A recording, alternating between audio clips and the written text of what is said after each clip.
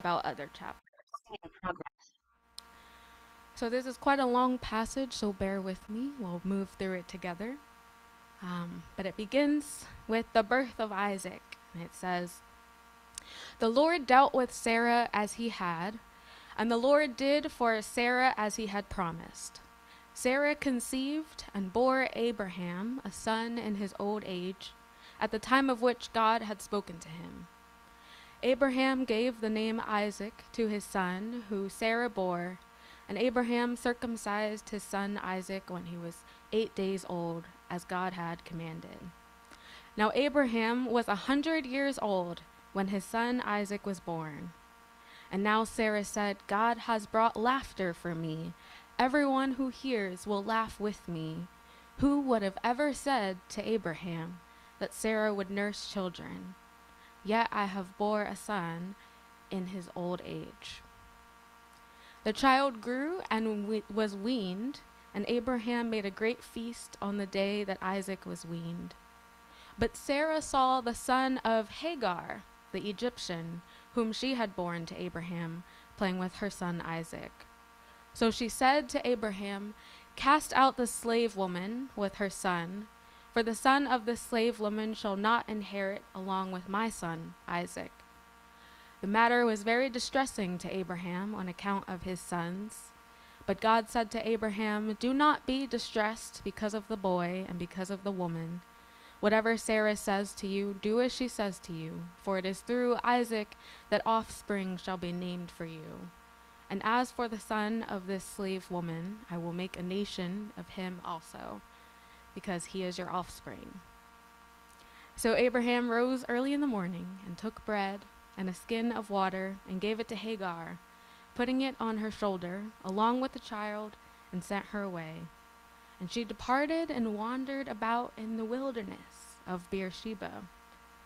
When the water in the skin was gone, she cast the child under one of the bushes. And then she went and sat opposite him, about the distance of a bow shot, for she said, "Do not let me look on the death of this child."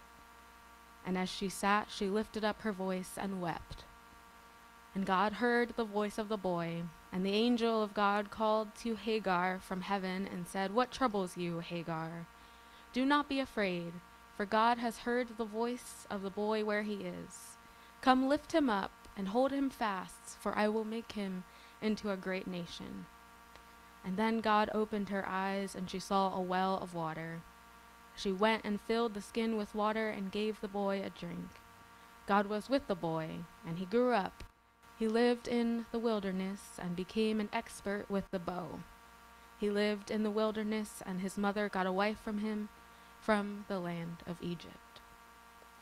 This is the word of God for the people of God. Thanks be to God.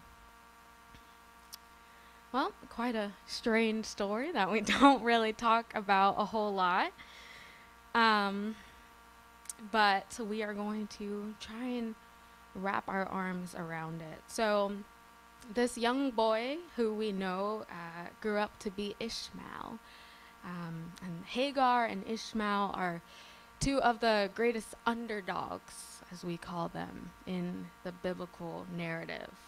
And in order to understand this story, we really have to look back a couple chapters and kind of explore what's going on with this family. So we have to think about Genesis 16, which I didn't read, but I will summarize.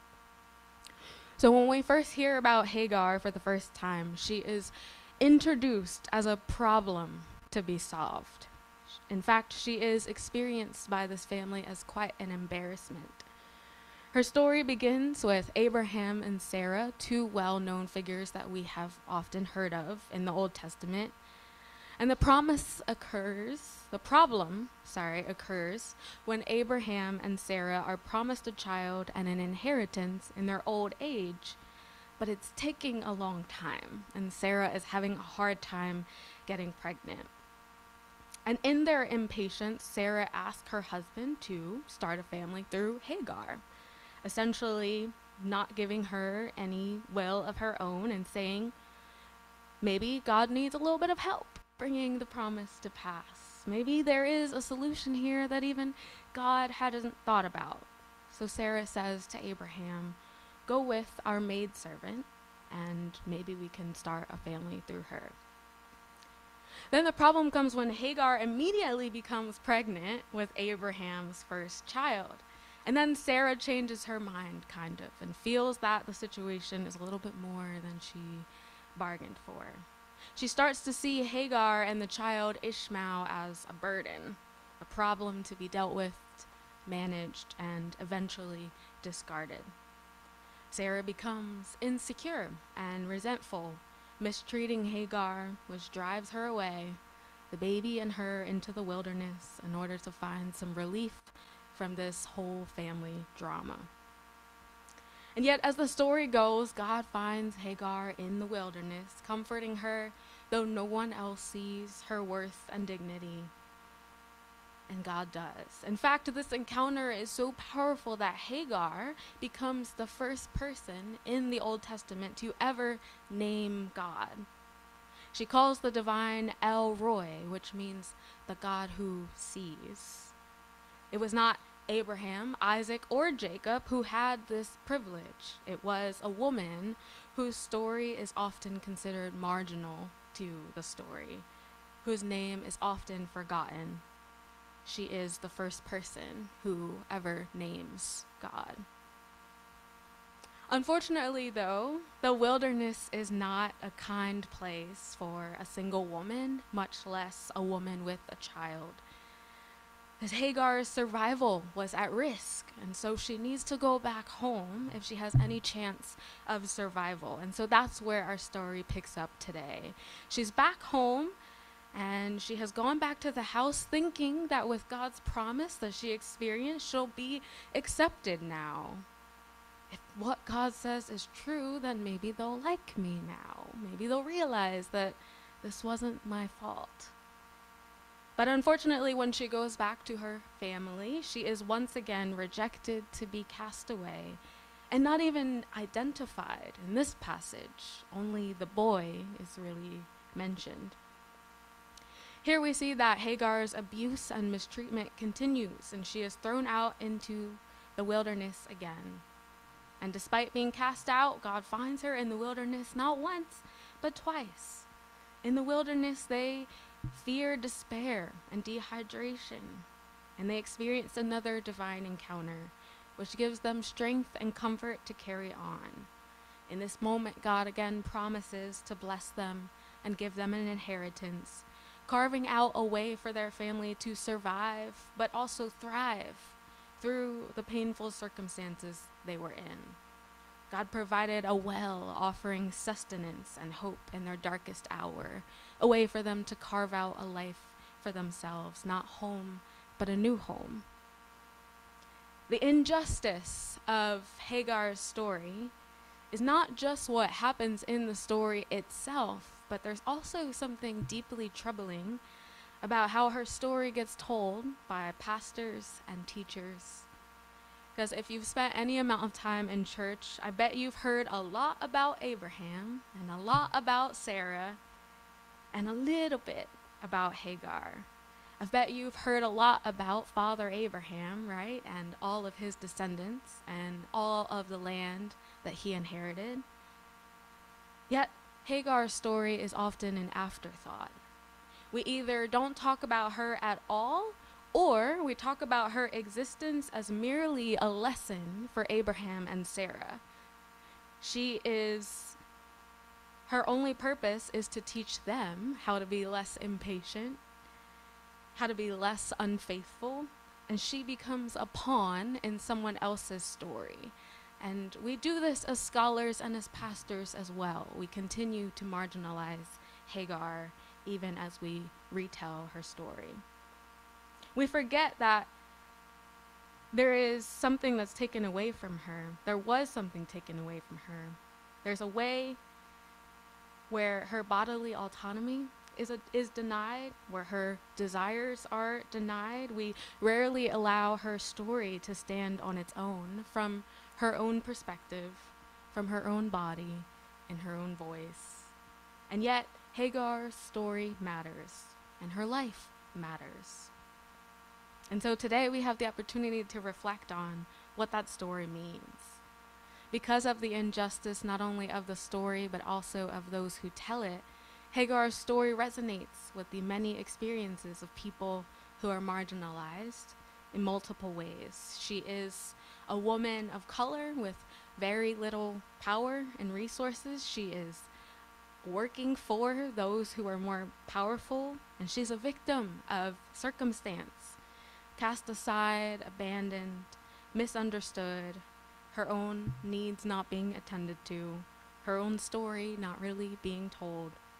Like so many, she can't help the situation she's in. She didn't ask for the situation, but she becomes then a dumping place for someone else's fear, someone else's insecurity. And so she is cast out. I wonder if Hagar's story might bring to mind the many experiences of queer people and other marginalized people who are rejected by families and churches of origin. Like Hagar, they have often been pushed to the margins, denied their rightful place, and made to feel like outsiders.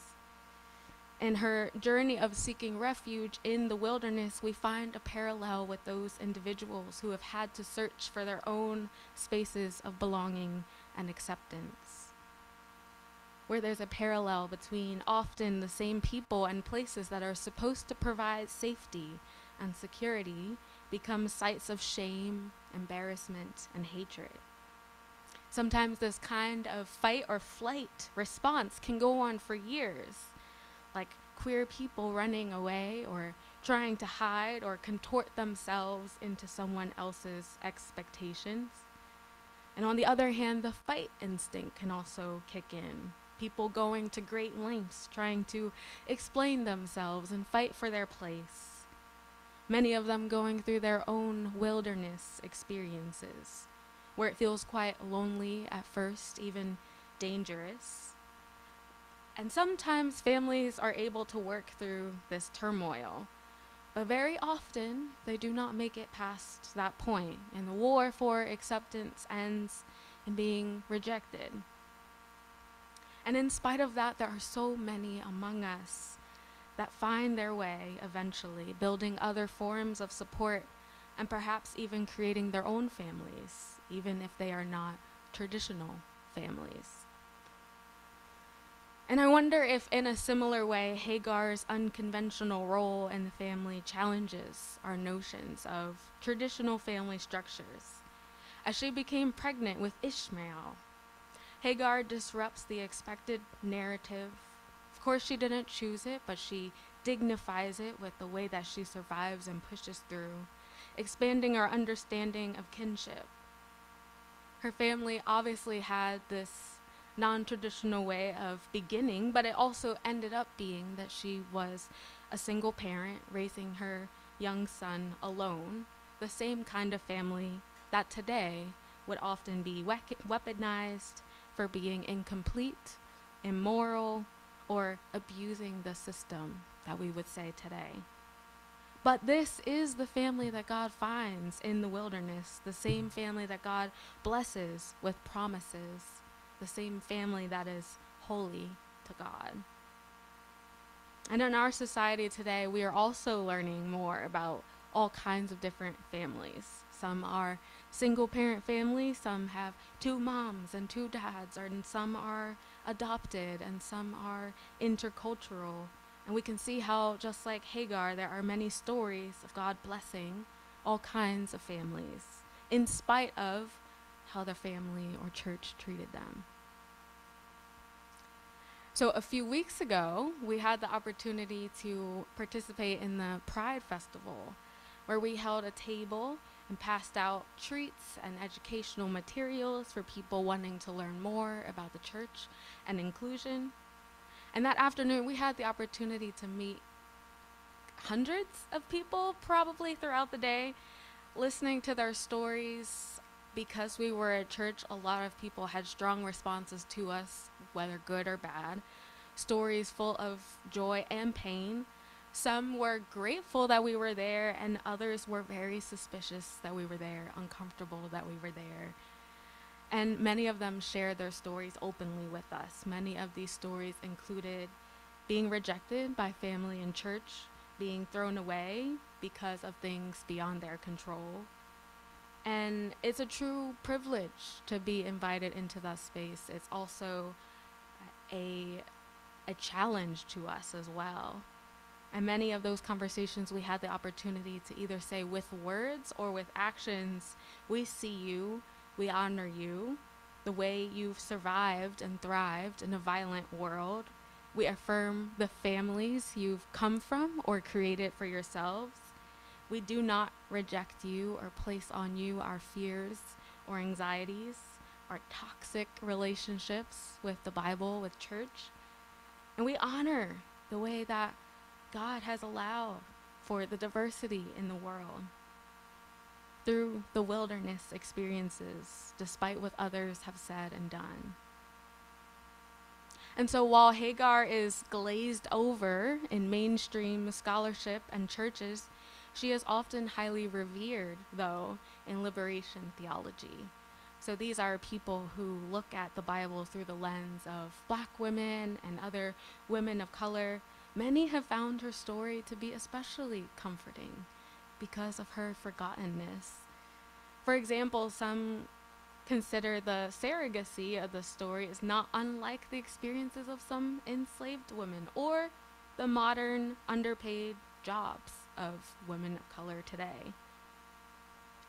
Yet Hagar's story is not just about what happened to her, but also how God met her in her distress. By God's grace and intervention, Hagar and Ishmael would survive, even flourish, not where they came from, but in a whole new beginning. She is called by name, she is seen, and the son is seen as well, who Hagar fears that she won't be able to keep alive. And God reassures them and says, "Do not be afraid, for God has heard the voice of the boy.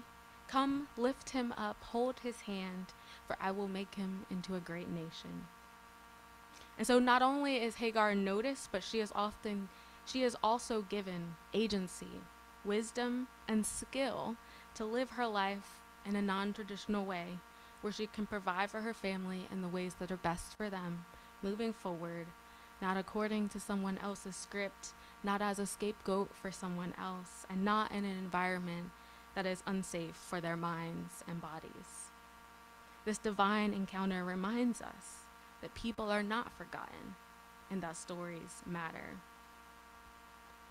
And so Hagar's story hopefully prompts us to examine our communities and our own lives, asking ourselves if we have unknowingly pushed others to the fringes, leaving them isolated and forgotten. By exploring her story, we can challenge societal norms, but also how we read the Bible, right? Who are we paying attention to in the story? Do we question why we know so much more about some characters and not others? The stories we've heard so many times, singing stories like Father Abraham, do we not notice the others that are there? The ones who are invisible, quiet, or don't get as much theological study. There is an old African proverb which says, "Until the lions learn to write, the story will always be written by the hunter," right? And so it's important for Hagar's story to be told and told again. Otherwise, the victors of the story always win, right? And so in our church, do we notice who is invisible, who is hidden? The women who are in similar situations as Hagar, the queer people who we've had the opportunity to interact with this month and beyond. Are we able to notice the inequities around us that are often forgotten, where some have higher rates of maternal mortality, right? Where not everybody gets as much attention by hospitals and doctors, where some have more access to childcare and better schools than others, places where people are having to deal with school to prison pipelines, all kinds of people who fall through the cracks, right? Can we hear the mothers when children are victims of police brutality, all kinds of people that we forget? And so I wonder if Hagar's life begs this question: Who have we not seen?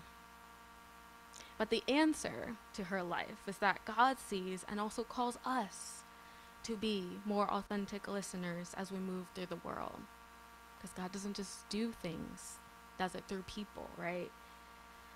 And so the promises of the Lord are great for all to live in a world that supports and uplifts all the flourishing, no matter our beginning or our end.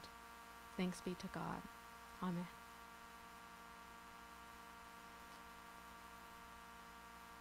All right. And now is your opportunity to share any reflections that you have, ways that this message may be moving in you.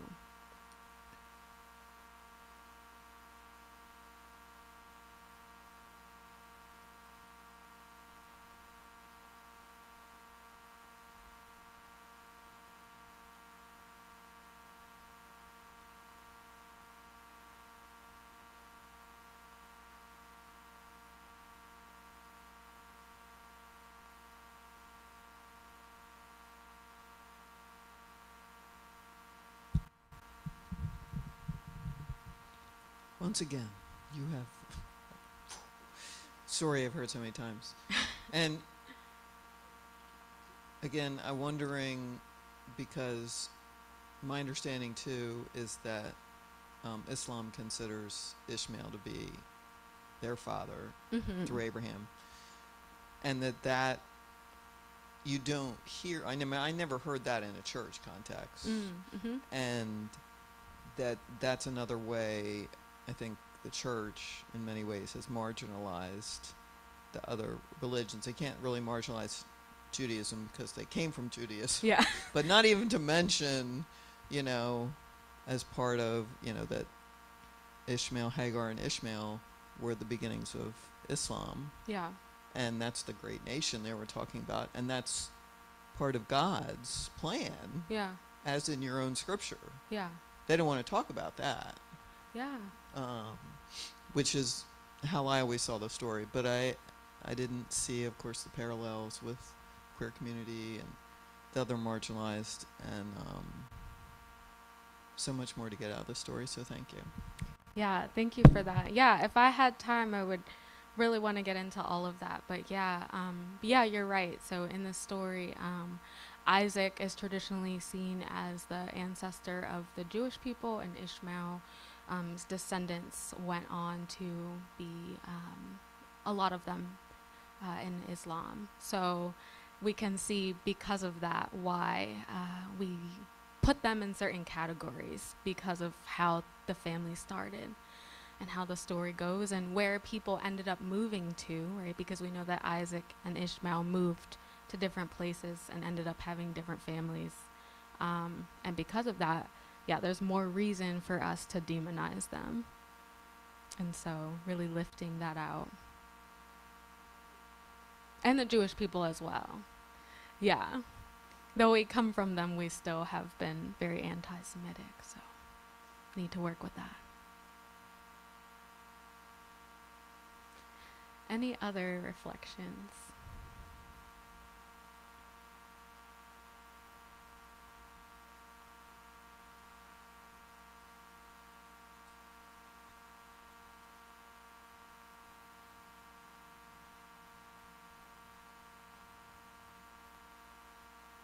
I'm wondering if there's anyone, not that anyone should feel pressure to share, but I'm wondering about the Pride Festival and if there were things that stuck out in that context.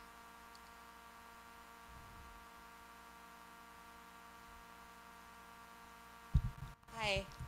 I did not go to the Pride Festival, but I will talk about a connection that what you said made me make that I hadn't before. Okay. I never would have considered looking at that story through a queer lens, and it just kind of reminded me a little bit, the way that you talked about it, of when I very first got my job working here.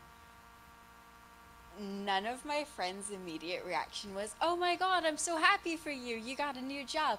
The moment they found out I, as an openly trans person, was working at a church, their immediate reaction was, "Oh my God, are you going to be safe?" Yeah. And it was kind of like a bit of a cool irony, like not a cool irony, but it was really beautiful in a way to me of I went into this place where my friends had been worried for my safety because of the history of how some churches interact with the queer community. Yeah. And this was the only job I found that respected me as a trans person. And so that was like kind of like really beautiful to me of how you can end up with such a beautiful community in like the places that are least expecting it, similar to how in the story she was able to find that connection with God in the wilderness, in the place and time where she would least expect it. Yeah. And like find that support there. Yeah, absolutely. And yeah, I appreciate you sharing that, and you've been such a blessing to us, and we're grateful that you know, took a chance, because I would feel the same. I mean, it makes sense, you know, and there are also a lot of churches who say they're accepting or trying to be accepting, and that means a lot of different things. So I know that you've been a big blessing to us, and I appreciate you sharing that. But yeah, I think it's yeah, the part about actually there's a womanist theologian who has an entire book called Sisters in the Wilderness, and it is about Hagar and Ishmael, and the whole book is just about the creative ways that they survive and make a life for themselves. And I feel like it really she writes it in honor of Black women and other women of color, but I think it parallels to so many, you know, that you really can carve out your life and it be so beautiful despite your beginning. So yeah, Barbara.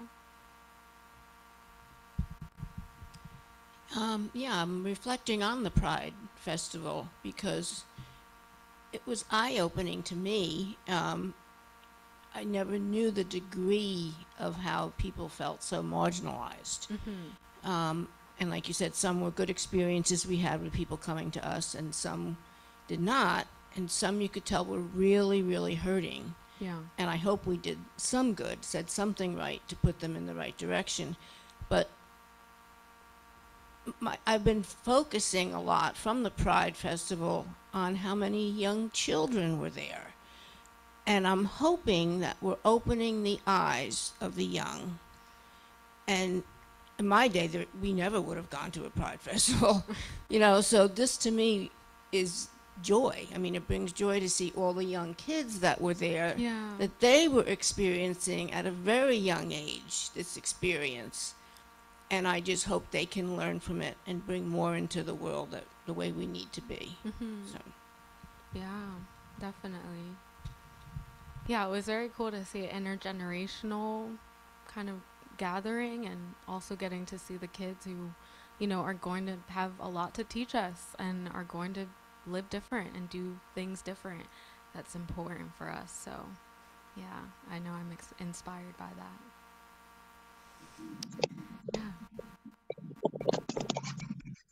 Yeah, So I think I'm not sure if you guys can hear me. Can you guys hear me? yes.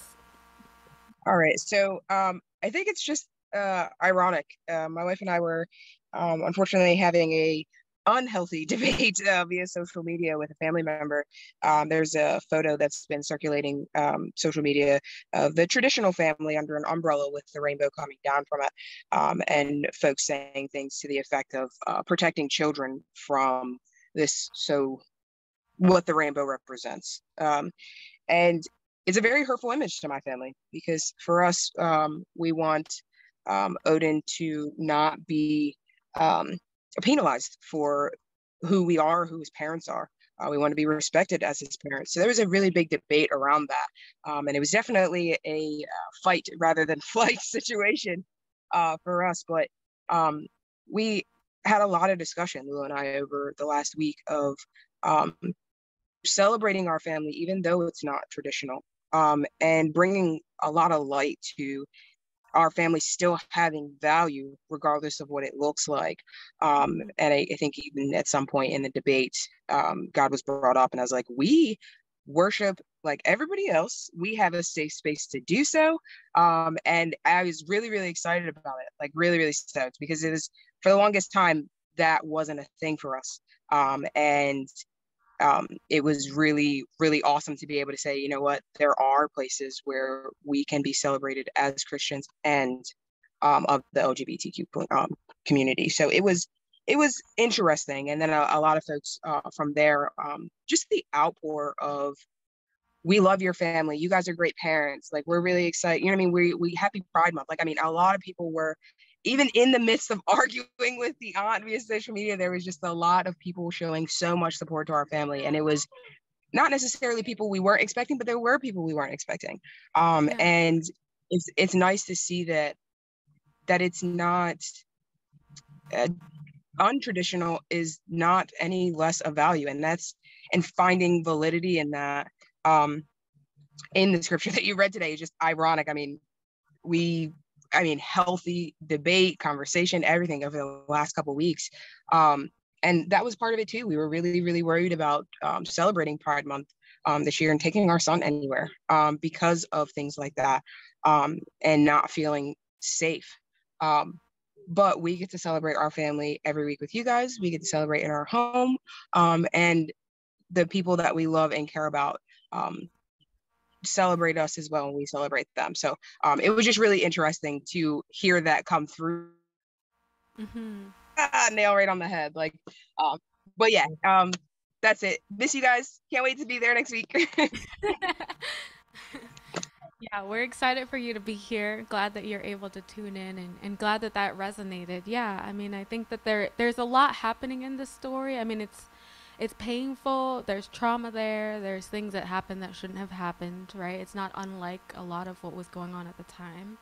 And yet, I think the hope of the story is that it's important for you all to know that there are all kinds of families in the story that weren't problematic. And really, what is traditional family? Like, it really it really is a very modern concept, and so it's also important to just lift up examples of people that are recorded as being blessed by God and honored by God, even as they existed in the way that they existed.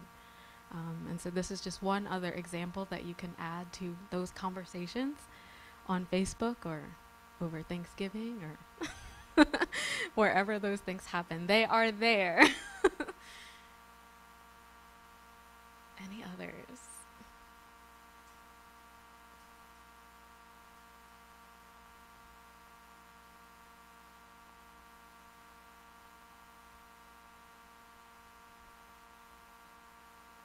All right. All right. Well, thank you all so much for your reflections, and I hope that this continues to be a blessing to you. And yeah, I'm grateful. And we will move now to our next song, which actually is found in the hymnal. So if you're here, it's on hymn.